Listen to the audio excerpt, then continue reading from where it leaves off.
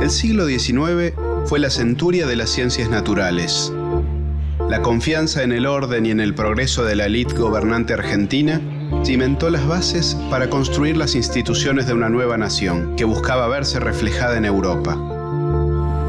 El zoológico, creado en 1880, es un ejemplo de la fe en la razón de las leyes de la naturaleza. Su principal impulsor fue el científico Eduardo Ladislao Holmberg. El naturalista tenía un plan: catalogar y clasificar las riquezas naturales del país. Es hora de continuar su tarea.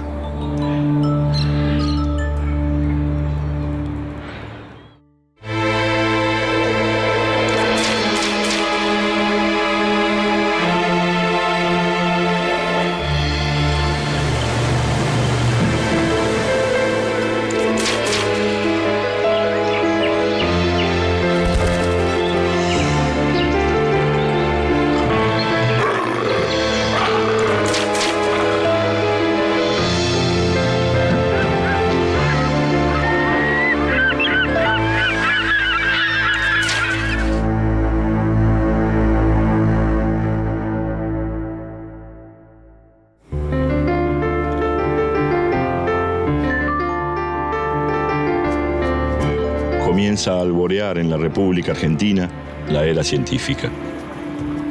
Estimables naturalistas extranjeros han estudiado y estudian una parte de sus ricas comarcas. Pero hay un nuevo elemento que entra en acción y entra con confianza. Es el elemento nacional, el elemento joven, que viene a luchar con el cerebro en la misma tierra en que sus padres lucharon con la espada para consolidar independencia, libertad y autonomía de nación y pueblo. Sebastián. Hey, ¿qué haces? Llegamos. ¿Cómo andas? Muy bien, muy bien. ¿Todo bien? Está muy bien, muy ¿Sí? bien. ¿Te parece?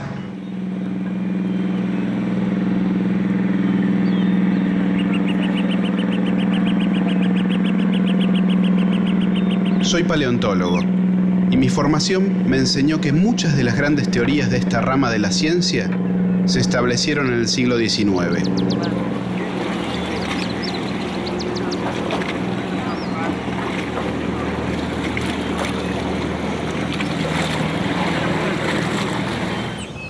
A comienzos de marzo de 1878, Eduardo Holmberg, junto al entomólogo Enrique Lynch y a un vaquiano de la zona, se adentraron por el delta del Paraná.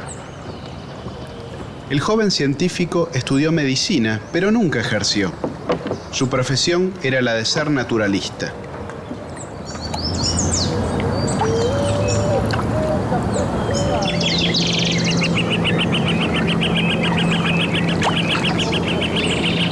Holmberg le daba una importancia fundamental a los camalotes y a los juncos, sobre todo a los camalotes, en la formación misma del delta.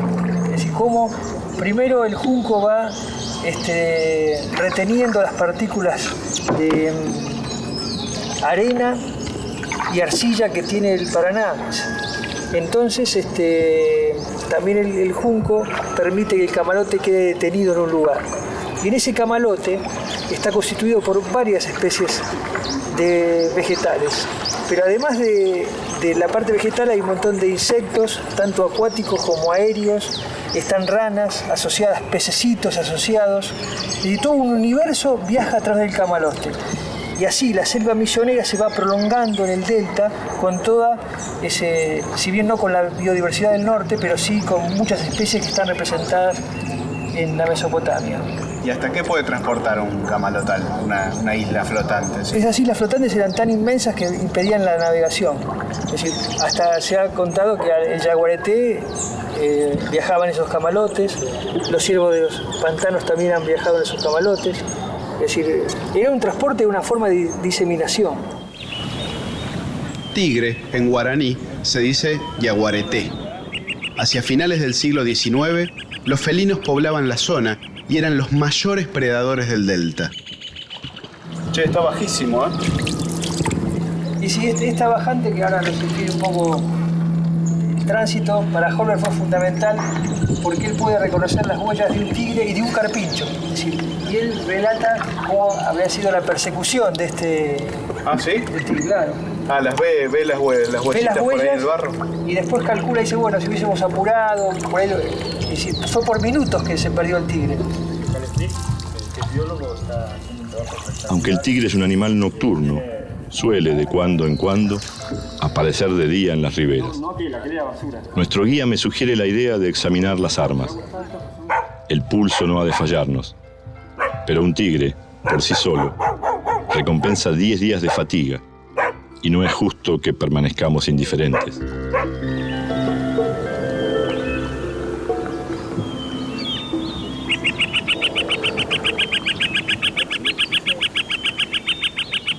El naturalista fue un gran divulgador científico y un pionero de la literatura de ciencia ficción en Argentina. En 1875 publicó en Buenos Aires su libro Viaje maravilloso del señor Nick Nack al planeta Marte. La trama de la novela contaba cómo un argentino llegaba al planeta rojo a través de las habilidades de un médium. Ese mismo año, José Hernández publicaba el Martín Fierro. Estas son camellias, qué increíble, ¿no? Que estamos hablando de Holberg y acá aparece el abuelo de él. ¿Por? Fue el que las trajo. ¿En serio? Las trajo él. No acá exactamente, sino que las primeras estuvieron en el Parque Lezama. Porque el barón Holberg, el militar que vino con San Martín en la fragata Canning, fue el patriota de la independencia, era un botánico. Es más, Bonpland trabajaba para el barón Holberg. Claro, y fue el que importó las camelias. Wow. Y ahora las encontramos acá, una cosa impresionante. A pocas varas de la orilla se extiende la paja brava, y en verdad que nuestras manos quedan laceradas por su agudo filo al ir a recoger la pieza que el arma ha derribado. Solo un vehemente deseo de hacer una adquisición apreciable, un entusiasmo exagerado o la ignorancia puede incitarnos a penetrar en aquel abismo. Digamos, este es el pajonal. Ajá. Este está conformado mayormente por cortadera, que es esta planta que, bueno, si tocan el filo de la hoja, sí. Puede abrir un dedo tranquilamente. Es un cuchillito. Sí, y bueno, este es el centro de la isla. Acá accedimos porque por canales pudimos acercarnos a lo que son los pantanos, los centros de las islas, que son depresiones, ¿no? Es, bueno, impenetrable, como lo ven. Claro, esto es impasable, sí. Esto a machete y quedas desangrado cuando llegas a 50 años, estás desangrado. Una transfusión. Che, no quiero ser... pero los mosquitos me están matando. Vamos. Pero esto no es nada, comparado con lo que vivió Holberg, esas noches de insomnio con los mosquitos, millones. Vamos volviendo. Primero es el zumbido lo que nos molesta. Después algunos se atreven a picarnos con sus 7 lancetas, porque tal es el arsenal quirúrgico de la trompa de un mosquito. Luego multiplican el concierto y la sangría. La nube es tremenda. Miles, millones de mosquitos vuelan por todas partes y por todas partes nos pican. La ira, la impaciencia, el horror se apodera de nosotros.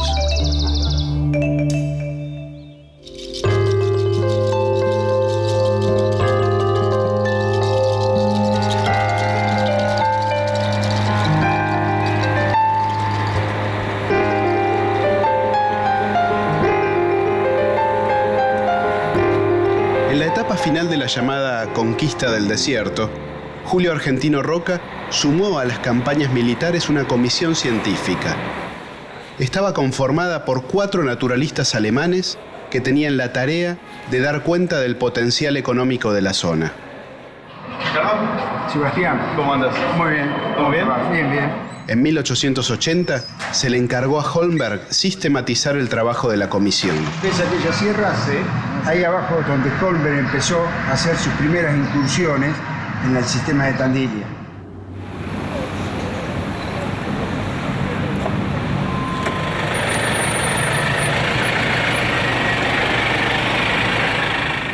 En 1880, Dardo Rocha, primer gobernador de la provincia de Buenos Aires, realizó el primer censo provincial, que incluía un detallado conocimiento de la zoología y de la botánica de la zona. El desarrollo de la agricultura aún era incipiente en la región.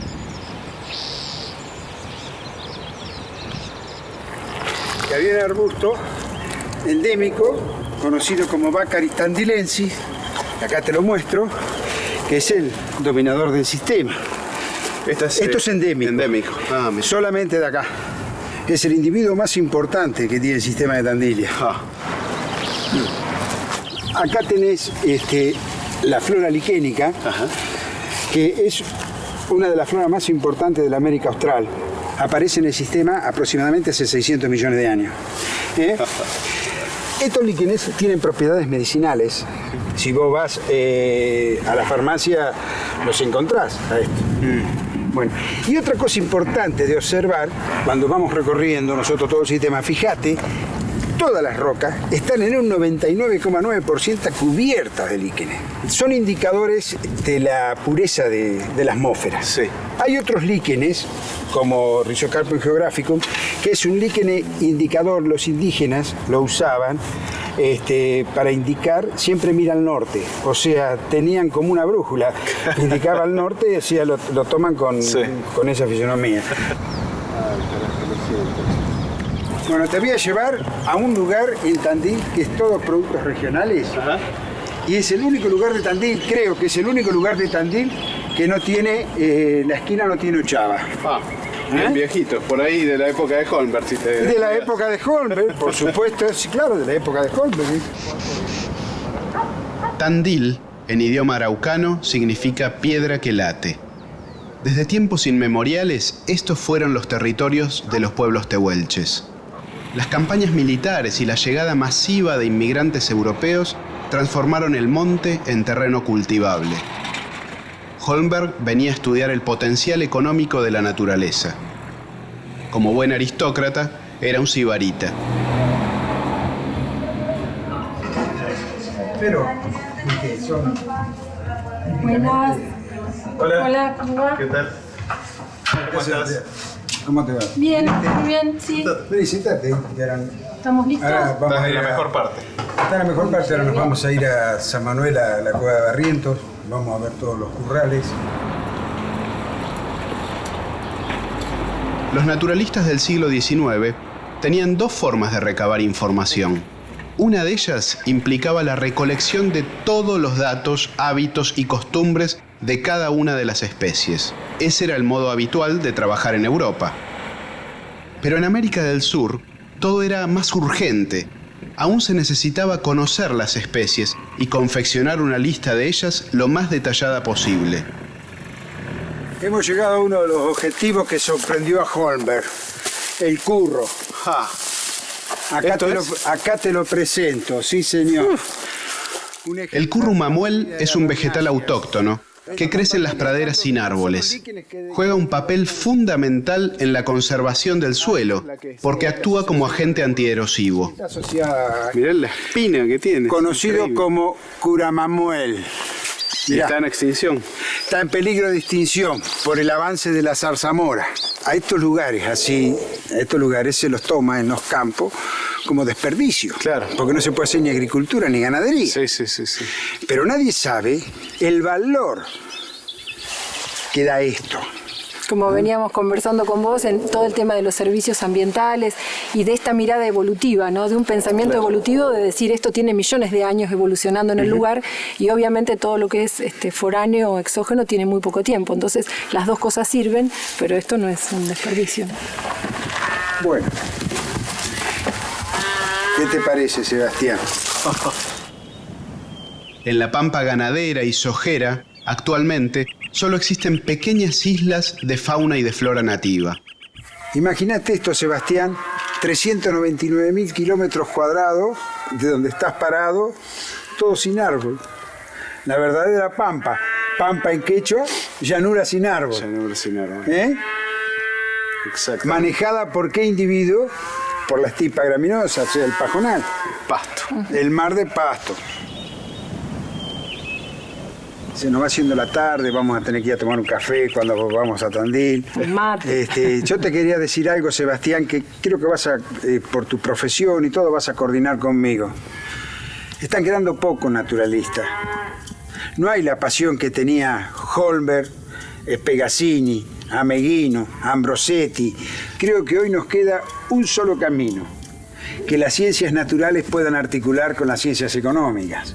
Y para nosotros, a veces que nos damos el derecho de comunicar cosas, haciendo docencia, tratando de educar, la desaparición esta de la que hablaba Ricardo, hoy conversábamos, la extinción de un naturalista es la extinción de una pasión traducida a alguien que está aprendiendo. Todos estamos tratando de aprender algo o tratando de enseñar algo. Y cuando hay alguien que palpó la naturaleza desde distintos costados, que tuvo tiempo, se tuteó con los recursos y que estuvo tocando y viendo y caminando por horas y horas, esa pasión no puede transformarse en una pseudo pasión del enseñar. Las especies vegetales no son de impactar, pero se pierde una especie vegetal y vos calculás que de esa especie vegetal es toda una cadena. Viven insectos, de los insectos viven otros y de esos otros. Es toda una cadena. O sea que dependen un montón de especies animales. Y de cada naturalista, cientos de pibes. Muy buena tú, muy buena. Bueno, vamos. Sí, Ay, café, nos vamos.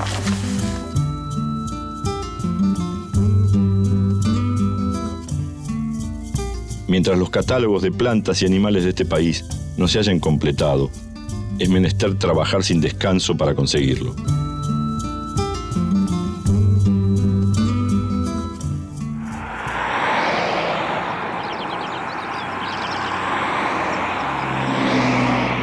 Observar la naturaleza es una tarea delicada que requiere ser muy paciente. El día de ayer se escurrió entre nuestros dedos. Hoy, la agrónoma Andrea Caselli prometió ser mi guía durante la nueva jornada de exploración. Voy a conocer a uno de sus colegas de la Universidad Nacional del Centro de la provincia de Buenos Aires.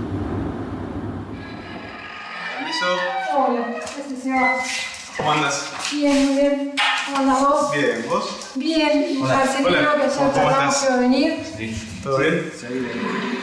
Conseguí un mapa muy bueno sobre la zona y quería saber si me podías ubicar con cuáles fueron los lugares en los que Holmberg trabajó. Y Holmberg vino 3 años seguidos. Él era un enciclopedista, digamos, un interesado de casi todo. Y específicamente de los cerros que rodeaban Tandil, ¿no? Ajá. Venir de semejante viaje desde Buenos Aires, una llanura, le llamó mucho la atención. Claro. Y lo que hizo él fue localizarse en el Cerro de la Movediza, donde fue a ver el fenómeno que era comentado por todos los viajeros y que le permitía ver el resto de toda la cadena montañosa que él describe en su libro. Pero si querés, para no mencionarte todo sobre el mapa, que parece engorroso, ¿querés que veamos lo que vio Holmberg hace...? Definitivamente. El GPS es fundamental para el trabajo de campo actual. Permite identificar la ubicación exacta de los hallazgos.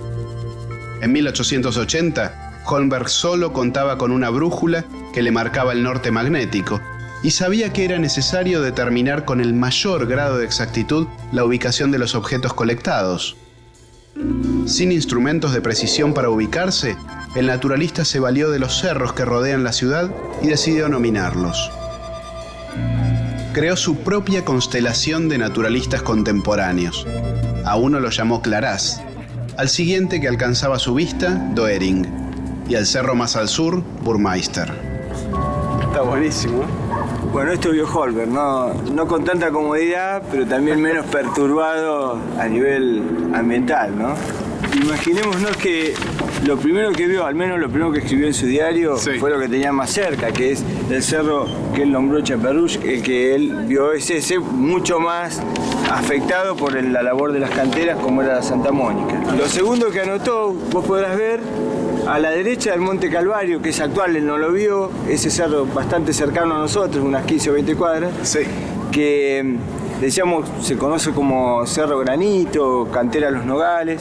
Él lo llamó Cerro Aguirre. Y del otro lado, uniendo con lo que es hoy el Parque Independencia, que él le llamó Cerro Burmeister también, en honor al naturalista, se unía a lo que nosotros conocemos como, te decía, la barriada Villa Cordovita, pero él le llamó Sierra de Tolosa. Posiblemente había algún chacarero, alguien de apellido Tolosa que abarcaba en ese momento toda Y él hizo todo el relevamiento a brújula.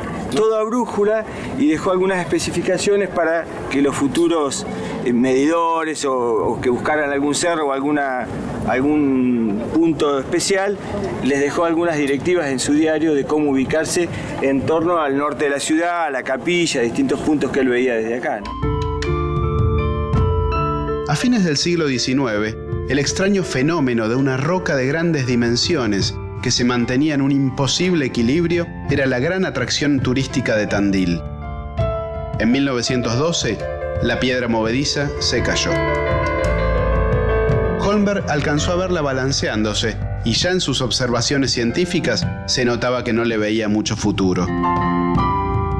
Y otra cosa que cambió es la piedrita, ¿no? La piedra movediza. Bueno, la piedra movediza, él llegó a ver la original, que estaba desde siempre aquí. Ahora la vemos caída. Algunos dicen que dio 1 o 2 vuelcos hasta que se partió en 3 pedazos. Y es interesante porque Ricardo Rojas, que escribía para el Diario de la Nación y demás, dejó una larga nota sobre la piedra caída, la piedra rota, donde dice que él estaba en la ciudad, que fue una verdadera conmoción cuando se cayó un 29 de febrero de 1912 entre las 5 y las 6 de la tarde.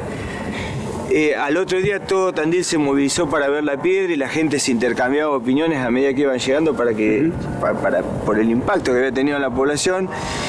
Y bueno, todo lo que se dijo fue que fueron los canteristas, cosa que fue desmentida luego, que se había caído por alguna cosa de una magia negra o alguna cosa extraña. Y lo llamativo es que ya en esa época que vino Holmberg, corría una versión o una anécdota de que Rosas la había querido tirar. Ajá. Cosa que repitieron todos los viajeros y que nadie pudo comprobar y que ningún viajero pudo sonsacarle a los vecinos de Tandil que haya habido algún movimiento de querer tirar la piedra por parte de Rosas. Se hablaba de que trajo 30 yugadas de bueyes, 1000 caballos. Cuando uno sube acá arriba, creo que es casi imposible con 30 bueyes tirar la piedra desde acá arriba, o hacerlo subir hasta aquí, o todas estas cosas. Sabemos lo que costó subir la piedra artificial con grúas traídas desde otra ciudad incluso. Lo interesante es que él la vio, él creo que dice textuales palabras que dudarían en ponerse a la sombra de esta piedra, porque veía que se movía en serio. Claro. Cerro de la Piedra Movediza, a 20 grados oeste de la iglesia de Tandil. Distancia, 25 cuadras desde el mismo punto. La constitución es de granito, con algunas vetas de cuarcita, especialmente una que pasa por la base de apoyo de la piedra movediza, que contribuirá al disgregarse a que el monolito se derrumbe.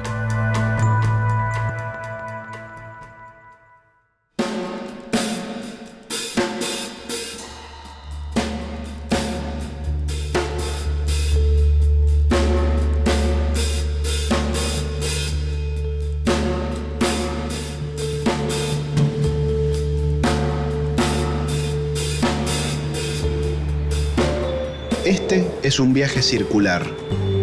Para llegar a destino, regreso a mi punto de partida.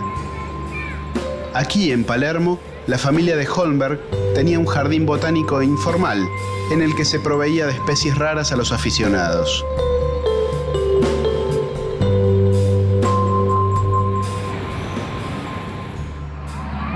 Sebastián. Hola. Hola, ¿Qué tal? Marcela. ¿Cómo estás? Cristina. ¿Qué tal? ¿Todo bien? Sus viajes y experiencia le valieron el nombramiento como director del recién fundado Zoológico de Buenos Aires. Estaba emplazado a poca distancia de donde había funcionado el zoológico privado de Juan Manuel de Rosas. Holmberg tuvo una fantasía y la cumplió: diseñar las jaulas teniendo en cuenta el lugar de origen del animal.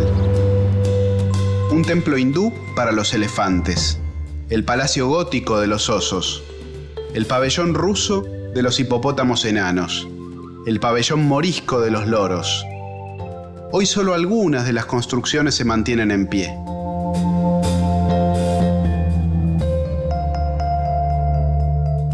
Y es para esa época que que traen una buena cantidad de animales? Claro, Holmberg fue el que dio el impulso científico al zoológico. Ya desde un inicio le brindó estas características educativas y de investigación y científicas. Es decir, fue un pionero en ese sentido y fue el que logró el primer contacto con la conocida en ese momento Casa Hagenbach de Hamburgo, que eran los principales comerciantes, proveedores de animales a nivel internacional, ¿no? Para todos los zoológicos. Nosotros, recordad que este zoológico oficialmente se inauguró el 30 de octubre de 1888 en este predio, pero ya veníamos de una historia de una sección muy pequeña en lo que era el Parque 3 de Febrero, y a instancias y después de muchos esfuerzos de Sarmiento se logró inaugurar el jardín zoológico y después otorgarle más tierras y presentar este diseño que, bueno, gracias a Holmberg, lamentablemente, bueno, Sarmiento no lo llegó a ver porque justo se murió ese mismo año, pero un par de meses antes, y finalmente se inauguró en este predio. En sus años de gestión como director, incrementó la colección de mamíferos, de aves y de reptiles. Antes de su llegada, el zoo albergaba solo animales exóticos. Pero pensá que este es un zoológico del siglo XIX. Claro. O sea que la concepción actual de zoológico ha cambiado bastante. Claro, de hecho, por ejemplo, el pabellón de las fieras, que es el que se ve apenas entras al zoo, que hoy no se están alojando animales, sino que se está utilizando como un centro de exposiciones o cuando se pueda llegar a hacer alguna muestra, era el lugar donde se alojaban los grandes felinos. Y es el típico edificio carcelario de aquella época donde el bienestar animal estaba en un segundo plano. Lo importante era que ese animal pudiera ser visualizado perfectamente por el visitante y por eso esos movimientos estereotipados, voy y vengo, que se da. El último sobreviviente de los animales que compró Holmberg fue un oso polar que murió en 1924. Él vivió 13 años más. Fue biólogo, zoólogo, geólogo, entomólogo, explorador, escritor, divulgador y maestro. Estudió la naturaleza del Chaco, conoció la Patagonia, recorrió la Pampa, atravesó el noroeste y a través de una fantasía científica inclusive viajó a Marte en pleno siglo XIX. La historia natural no es únicamente motivo de estudio para satisfacer inclinaciones personales. Es una fuente de verdad que satisface la sed de aprender. Ella ofrece los primeros encantos al niño curioso, robustece el carácter del adolescente, da cuerpo a las visiones del adulto, tiñe con rayos de inextinguible aurora las canas venerables del anciano y proporciona a todos el caudal del progreso y de la felicidad.